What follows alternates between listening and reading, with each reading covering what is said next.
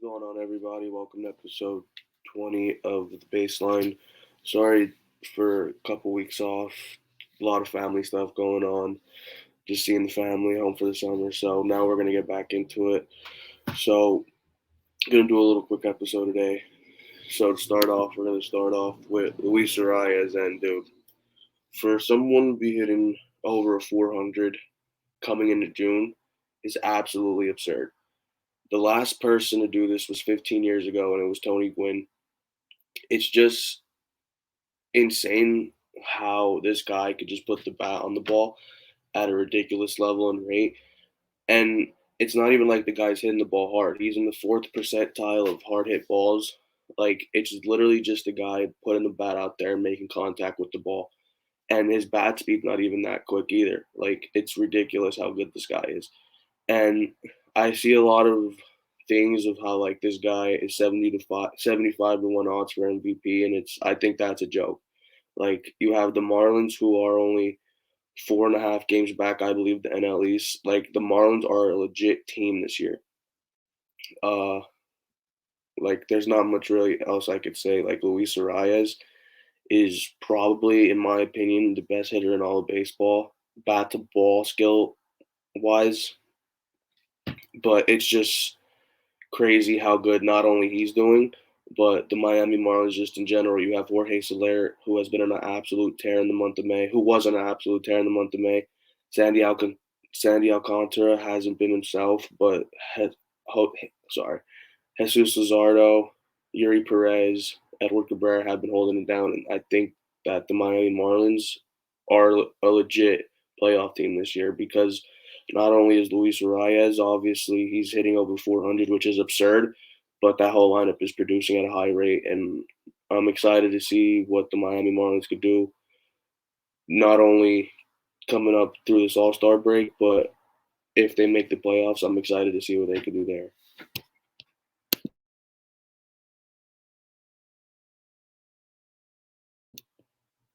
Now we're gonna go to the Rangers. Like, to be 18 games over 500 is crazy.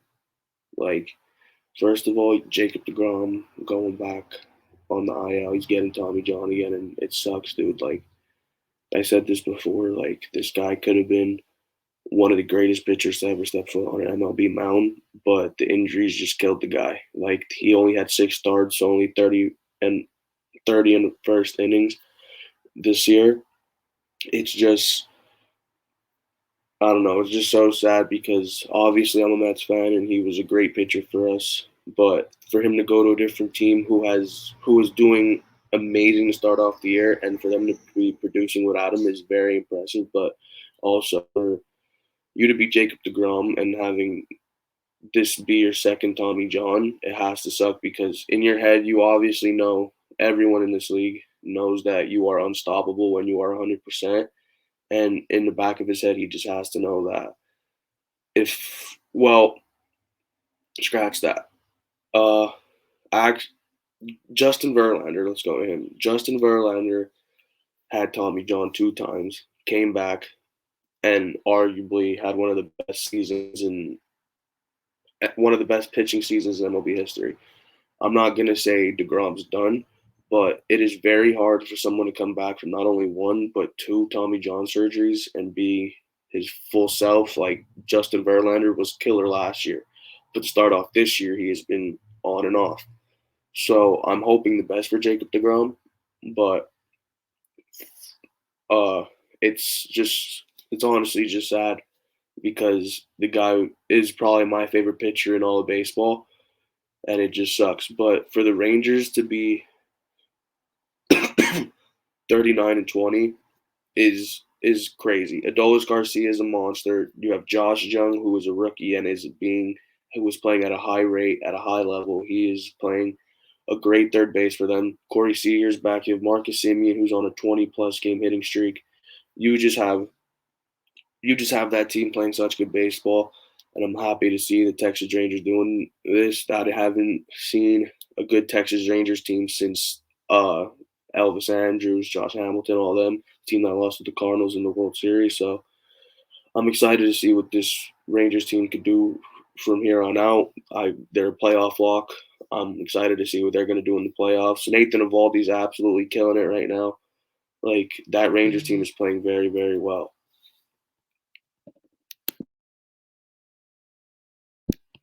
Now we're going to go to the Yankees.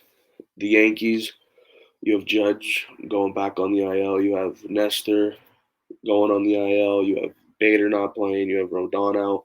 This team is battling with a lot of injuries, but they're not well over 500, but of like 7, 8 games over 500. So, and they have players who are very streaky. You have Isaiah Kiner-Falefa, who had a pretty good 4 to 5 game stretch. You have Anthony Volpe, who, in my opinion, is just who is having a down year because he's a rookie, obviously. But if for him, he's on pace to have a 20 and 30 year as a rookie, which is amazing. Like, I'm excited to see what Anthony Volpe could do for the rest of this year and for the rest of his career in New York. A lot of people saying he should get sent down. I don't really think he should get sent down. He's gonna have to adjust. It's just like any rookie in any sport. High school, college, double A, triple A isn't the same as the majors. It ain't the pros. So you just got to give the kid time to adjust. But the Yankees, you have Garrett Cole, who's pitching amazing this year. You have they just got Luis Severino back. Randy Vasquez, he had one start for this year and he wasn't horrible. You have he's pitching tonight for them, I think, because Nestor. But with them, you have Oswaldo Cabrera, who I think is a very underrated utility player in the league. I think he's one of my favorite players in all of baseball. I just love the energy he brings to the Yankees. Like, he's a really good young player in my opinion. Their bullpen has been very good too. You have Clay Holmes, who's been coming back and doing his thing. He's at a 2.84 ERA now with like a 1.06 WHIP. Like, he's doing his thing in that bullpen. You have Wandy Peralta doing his thing. Like, that Yankee team, once they get everyone back, they're going to be fucking dangerous. And I see this thing where they're trying to get Cody Bellinger, and I promise you, if I see Cody Bellinger in that lineup after the fucking All-Star break, I'm going to vomit because that'll just be disgusting to have Aaron Judge, Harrison Bader, and Cody Bellinger in your outfield. That's just disgusting. That's just really gross. Now we're going to talk about these fucking idiots. These fucking morons, bro. It's just pathetic. Buck Showalter needs to be fucking fired now.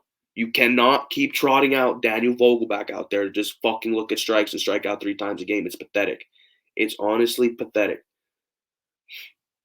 Francisco Lindor. It's crazy to me how we pay this guy over $30 million a year to just suck. He doesn't do a thing for us with the bat. His defense is amazing. I will have to give him that. But defense doesn't make up for $300 fucking million. You need defense and a bat. You need to be able to win games by yourself if they're 1-0. If they're 1-run games, you should be able to hit a fucking solo home run. Or if there's fucking runners in scoring position, you should be able to fucking drive them in. But no. Francisco Lindor refuses to do anything. Brandon Nimmo's in a slump. Our whole lineup fucking reeks 1 through 9. Like, it's pathetic. At least we stomped the Phillies. Stomped them. They got carved bad. Dude, then we get fucking swept by the Blue Jays. Like, it's pathetic. Daniel Vogelback needs to be DFA'd.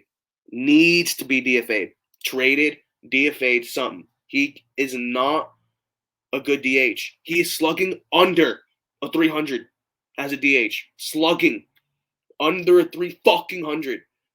It is ridiculous. This Mets team needs fucking accountability. They need to wake the fuck up, and they need to show some heart.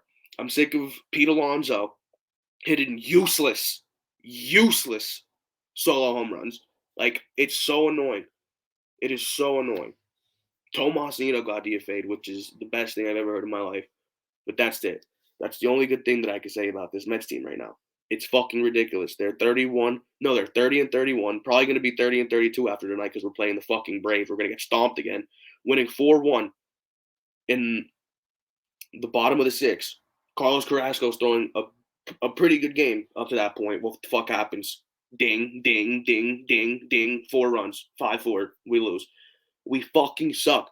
This team needs a bullpen. You trade for David fucking Bednar. You trade for somebody. You get rid of Mark Vientos. You trade Mark fucking Vientos for a reliever.